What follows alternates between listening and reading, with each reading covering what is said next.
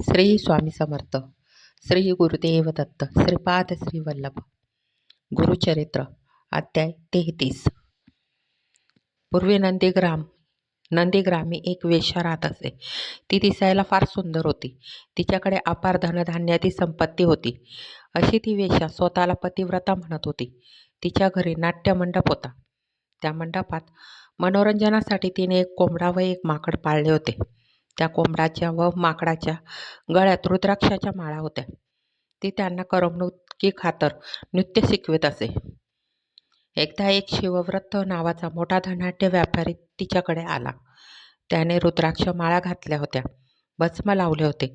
त्या व्यापाराला पाहताच वेश्याने नमस्कार करून त्याला नाट्य मंडपात नेले व अनेक उपचार करून त्याचे स्वागत केले. तिने व्यापाऱ्याला विचारले, आपण आपल्याजवळील जे रत्नजडित लिंग आहे ते मला दिले तर मी 3 रात्र आपल्यालाच रतिसुख देईन.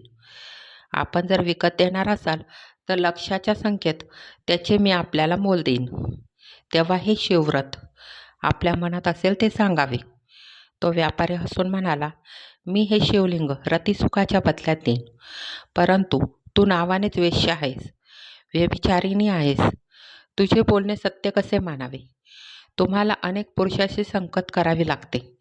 तुला पतिव्रता कसे म्हणावे? व्यभिचार करणे हा तुमचा कुळाचार आहे. तुमचे मन एकाच पुरुषाशी स्थिर राहत नाही.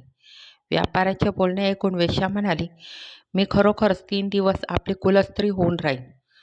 मला आपण हे श्रेष्ठ रत्नजडित लिंग द्यावे. मी आपले मन तन मन धनाने रिचवीन. व्यापारी म्हणाला, तू म्हणतेस त्याला प्रमाण काय? 3 दिवस व 3 रात्र सर्व धर्म कर्मात माझी तू धर्मपत्नी व्हायला पाहिजेस. तेव्हा त्या वेश्येने त्या शिवलिंगावर हात ठेवून चंद्र व सूर्य यांना साक्षी मानून वचन दिले आणि ती त्याची पत्नी झाली. तेव्हा त्या व्यापाऱ्याने ते रत्नजडित लिंग तिच्या हातात दिले आणि म्हणाला, हे शिवलिंग म्हणजे माझा प्राण आहे. याला जर काही हानी पोचली तर मी प्राणत्याग करीन. व्यापाऱ्याचे ते म्हणणे तिने मान्य केले. अशा रीतीने दोघांचे समाधान झाले. दोघे मंडपात बसले असता संध्याकाळ होऊन सूर्यास्त झाला. तेव्हा आपण आता घरात जावे असे ती म्हणाली. तेव्हा वैश्य म्हणाला, रतिप्रसंगी हे रत्नजडित लिंग जवळ ठेवू नये. त्याचे बोलणे ऐकून तिने ते रत्नजडित लिंग मंडपात सुरक्षित ठिकाणी ठेवले. ती दोघे क्रीडा करीत असताना नाट्य मंडपास भयंकर आग लागली व तो नाट्यमंडप संपूर्ण जळाला. ते पाहून तो व्यापारी शोक करू लागला. मंडपाची आग लोकांनी विझवली, पण त्या आगीत रत्नजडित लिंग जळून गेले. माकडाचे व कोंबड्याचेही जळून भस्म झाले. तो व्यापारी शोकाकुल होऊन म्हणाला, माझे प्राणलिंग जळाले, आता मी प्राणत्याग करतो. असे म्हणून तो बाहेर आला. त्याने खूप लाकडे जमवून चिता रचली आणि अग्नी प्रदीप्त केला. माझे रत्नजडित लिंग जळाले असे म्हणत त्याने पटकन त्या आगीत उडी मारली. वेश्या दुःख करू लागली, माझ्या हातून पुरुषाची हत्या झाली. हा व्यापारी माझा प्राणेश्वर होता, त्याचा नाश झाला. मी पतिव्रतेचा धर्म आचरण करून प्राणत्याग करते. असे म्हणून तिने ब्राह्मणांना वस्त्रे व भूषणे दान दिली. चंदनाच्या लाकडाचा अग्नी प्रदीप्त केला. आपल्या बंधुवर्गाला नमस्कार करून म्हणाली, मी पतीबरोबर सहगमन करीत आहे. तिचे नातेवाईक तिला आपल्या आयुष्यात येणाऱ्या पुरुषाची मोजदाद नसते. मग हा तुझा पती असे कसे म्हणतेस? असे म्हणतात. मग तिने घडलेला सर्व वृत्तांत सांगितला. सर्व ब्राह्मणांना नमस्कार करून तिने अग्नीजवळ उभे राहून एकदम त्यात उडी टाकली. त्यावेळी आश्चर्य घडले. पंचमुख सदाशिव, 10 भुजांचा, नागाचे यज्ञोपवीत धारण करणारा, पानपात्र, त्रिशूळ, डमरू हाती घेतलेला, भस्माचा लेप असणारा, जटाधारी, नंदीवर बसलेला असा तेथे अग्नीतून प्रकट झाला व त्याने वेश्याला वरचेवर धरले. त्या अग्निकुंडातील अग्नी शांत झाला. भक्तवत्सल ईश्वर तेथे प्रकट झाला व प्रसन्न वदनाने तिला म्हणाला, मी तुझी परीक्षा पाहण्यास आलो होतो. तुझे धर्मावरील रूढ निष्ठा व धैर्य पाहण्यासाठी आलो होतो. सर्व काही मी मायेने निर्माण केले होते. तुझ्या भक्तीने मी प्रसन्न झालो आहे. जो वर तू मागशील तो मी तुला देईन.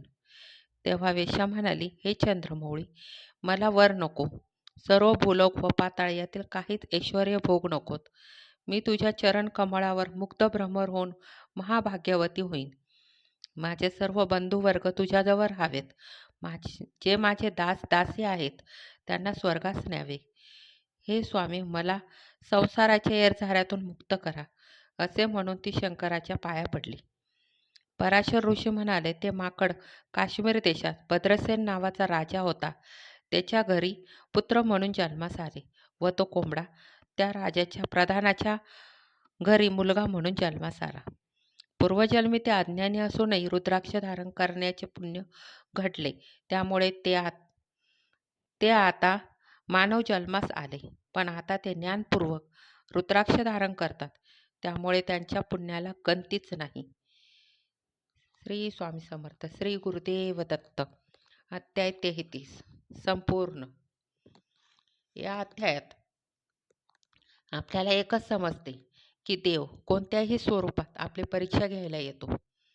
आपली जर निष्ठा असेल, आपलं जर कर्म हे सत्य असेल, तर ईश्वर सुद्धा आपल्याला प्रसन्न होईल. म्हणून गुरुचरित्राचे पारायण करा, गुरुचरणी लीन व्हा. श्री स्वामी समर्थांचं नामस्मरण करा. श्री स्वामी समर्थ. श्री स्वामी समर्थ.